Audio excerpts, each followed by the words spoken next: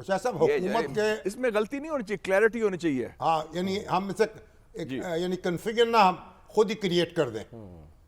हाँ, कंफ्यूजन ना करें ना, ये तो आप और चक्रों में डाल दिया। फिर वो कहेंगे हाँ जी बलोचिस्तान का बुलाएं लोगों को, वो क्या कहते हैं, फलाना क्या कहता है, वो फलाना, वो और चक्कर है जी। खुदा का नाम लें, ये इस वक्त के इसमें कोई इसके हमाकत के गुंजाइश नहीं है। There is no room for error. Strategic clarity होनी चाहिए हमें। हुकूमत और अपोजिशन के ताल्लुकात के हवाले से आप क्या सजेस्ट करेंगे, आप क्या करना चाहिए? मैं तो कह रहा हूँ जी, हीलिंग टच, दस्ते शफा इस वक्त पाकिस्तान के लिए नादर मौका है। इस वक्त आलमी सूरत हाल तब्दील हो गई है, अमेरिका का और मगरब पीछे हटा है, हमारे खुद फैसले करने की सलाहियत है, हमारी कैपेसिटी है कि 5 मुस्लिम मिडल पावर्स हैं, पाकिस्तान, तुर्की, ईरान, सऊदी अरेबिया और इंडोनेशिया, ये अपने खिते में रोल अदा कर सकते हैं। जितने सियासी कैदी हैं उनको रिहा करें बशमूल इमरान खान के। आप मिसिंग पर्सन का मसला हल करें और मामला आगे चलाएं और सबको साथ लेके चलें। और आपके दुश्मन अंदर सियासी मुखालफी नहीं, आपके दुश्मन हिंदुस्तान है, उनको आप निबड़ें, उनका हैंडल करें और उनको हैंडल करने में सबको जोड़ने में बड़ा इंपॉर्टेंट रोल होगा। और याद रखें कि पीटीआई एक कौमी जमात है, एक मकबूल कौमी जमात है, और वो इलाके जहाँ शोरश है उसमें आपकी बड़ी मदद मिल सकती है वफाक को जो मजबूत करने में और कौमी वादत लाने में। तो हमें बड़ा क्लियर होना चाहिए कि हमारा फोकस क्या है, who are our friends, who are our enemies. तो ये कोई रॉकेट साइंस नहीं है शामी साहब, ये डुएबल है अब। और मेरे ख्याल में हम उस रास्ते में शुरू हो गए हैं आहिस्ता आहिस्ता, और मैं समझता हूँ कि बजट के बाद कुछ मुस्बत नताइज इस सिलसिले में होंगे, कुछ रिलीफ मिलेगा, ऑपोजिशन जो है वो तो होगी। एक जुबान है हुकूमत के साथ, फिर इस बात का क्यों मुतालबा किया जा रहा है कि खान साहब आएँ तो वो कोई बात करें? क्योंकि तनकीद करने वाले तो माजी में उनके वो उस बयान का भी हवाला देते हैं ना कि जी मैं क्या करूँ, मैं हमला कर दूँ क्या भारत पे? तो तनकीद करने वाले तो ये भी कहते हैं।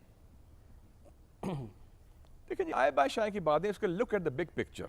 बिग पिक्चर में पाकिस्तान को जोड़ने में, पाकिस्तान को इस्तेहकाम लाने में, पाकिस्तान को आगे चलाने में खान साहब इज़ अ प्लेयर, क्योंकि एक मकबूल सियासी लीडर हैं। और याद रखें पाकिस्तान जैसे वफाक में सियासी जमातें हैं वो जोड़ती हैं सबको। देखें पीटीआई का जलसा होता है जब खैबर पख्तूनख्वा में, तो पहले कौमी तराना बजता है, तलावत होती है, फिर कायद आज़म मोहम्मद अली जिन्ना का जिक्र आता है, फिर अल्लामा इकबाल की शायरी होती है। तो ये तो कौमी वहदत की अलामत है कि ऐसी पार्टी जो मुल्क की बात करे और जिसमें उस सूबे की भी हिमायत हो और पाकिस्तान के कौमी जो सोच है उसकी भी अक्कासी करे। ये तो बड़ी पॉजिटिव बात है। ये काम पहले मुस्लिम लीग नूर में होता था, अब ज़रा कम हो गया है, और पीपल्स पार्टी भी एक कौमी जमात है। तो ये कौमी जमातें जो हैं मुल्क को जोड़ती हैं, तो सिर्फ आपने डंडे से नहीं मुल्क जोड़ते। आपने जो किनारा कशी कर ली, नहीं मैंने तो कोई नहीं, मैं तो बड़ी मजबूत आवाज हूं पाकिस्तान के लिए। नहीं, इस पर इशू पाकिस्तान का है, सारी पार्टीज तो एक से। आप मुस्लिम लीग नून का हिस्सा हैं अभी तक? देखें जी इस वक्त सियासी जमातें 3 फोर्सेस हैं पाकिस्तान में इस वक्त, पॉलिटिकल फोर्सेस, एक एस्टेब्लिशमेंट, एक पीटीआई और बाकी सब एक है।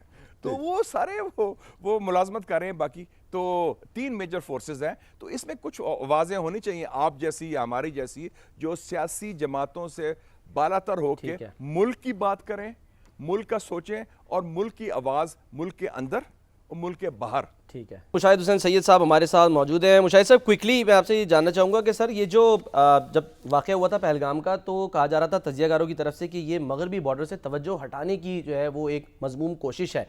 पिछले 3 दिन के अंदर हम देख रहे हैं सर 71 खारजी जो हैं उनको हलाक किया गया है, 7 IED जो है वो पकड़ी गई हैं। इसको आप कैसे रिलेट करेंगे? ये जरा रिपीट कर दें, अब ये आवाज़ क्लियर नहीं थी ज़रा। मैंने कहा कि सर जो पहलगाम वाक़े के बाद ये कहा जा रहा था कि मगरबी बॉर्डर से तवज्जो हटाने की ये एक ना मजमूम कोशिश है, तो उस पर हम देख रहे हैं कि पिछले 3 दिनों में कार्रवाइयाँ बड़ी तेज़ हुई हैं। यानी कि जो मगरबी बॉर्डर है हमारे, वहाँ पे 71 खारजियों को हलाक किया गया है सिक्योरिटी फोर्सेज की तरफ से। देखिए जी ये तो वो जो ख़तरा है जो दहशतगर्दी का मगरबी सरजमीन से भी आ रही है और मशरकी सरजमीन से भी आ रही है। और मगरबी सरजमीन से तो बल्कि जो दहशतगर्दी इलाकाई दहशतगर्दी है जिसके ख़दशात ना सिर्फ पाकिस्तान बल्कि ईरान, रूस, चीन, ताजिकिस्तान और उज़्बेकिस्तान ने भी बयान किए हैं। तो उसके लिए हमें ज़रूरत है रीजनल अप्रोच की। और मुझे खुशी हुई कि पिछले हफ्ते एक ऑर्गेनाइजेशन है, शंघाई कोऑपरेशन ऑर्गेनाइजेशन का जो इदारा है, regional anti terrorism system RATS, उनका चीफ भी वो उज़्बेक जनरल है, वो आया हुआ था। तो मैं लग रहा है कि हम एक इलाकाई अप्रोच की तरफ भी जा रहे हैं। और मुझे ये भी खुशी हुई कि ये हाल ही में दौरा भी हुआ वज़ीर ख़ारजा का कि हालात अफ़गानिस्तान की जो हुकूमत है उनसे बेहतर हुए हैं, क्योंकि वो ज़रूरी है कि हालात कम से कम हमारी गुफ्तगू हो, हमारी उनसे कम्युनिकेशन हो, और ताकि उन्हीं के ज़रिए मसला हमने हल करना है। तो दो एस्पेक्ट्स हैं, एक जो बैरूनी वाला तो हैंडल हो गया, लेकिन अंदरूनी वाला मैं समझता हूँ अभी गैर तसल्ली बख्श सूरत हाल है कि जो हमारी एक जामे एक कॉम्प्रिहेंसिव काउंटर टेरर स्ट्रेटजी जो होनी चाहिए वो अभी तक हमने फॉर्मुलेट नहीं कर सके, और वो अभी तक एक्सपेरिमेंट चल रहे हैं। नेक्टा बनाया था, अब एक और नया ऑर्गेनाइजेशन बना दिया कि निफ्टा या क्या, नेशनल इंफॉर्मेशन, वो भी टेररिज्म के हवाले से।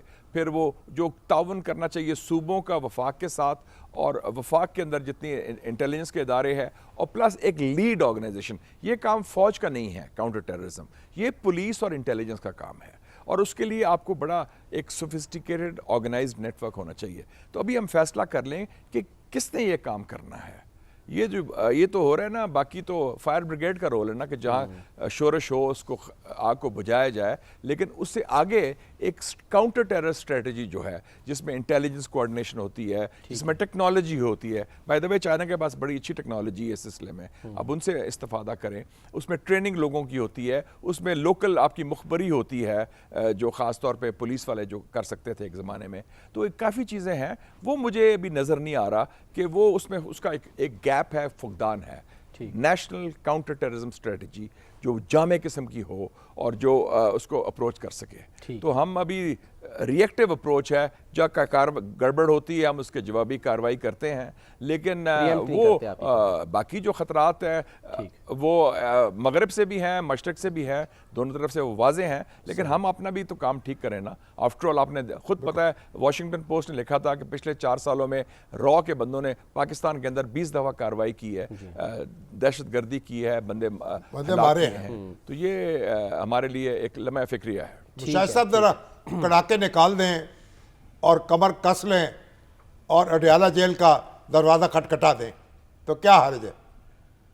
नहीं, वो खटखटा, आपका प्रोग्राम सुना जाता है इस्लामाबाद के 10 मील के रेडियस में, पिंडी में भी, अडयाला में भी, एम्बसीज़ में भी, अपारा में भी, हर जगह सुना जाता है और लोग उसको संजीदा लेते हैं। तो ये जो हम बातें कर रहे हैं, ये हम कौम से बातें कर रहे हैं, कोई दरवाज़ा खटकाने की कोई बात नहीं है। जो मौक़िफ़ है वो आपका भी हमारा भी पब्लिक मौक़िफ़ है, और वो सुनाई दे रहा है, और मुझे उम्मीद है उस पर कोई अमल भी होगा इंशाअल्लाह, ठीक है, वसी तर कौमी मफाद में। ठीक है।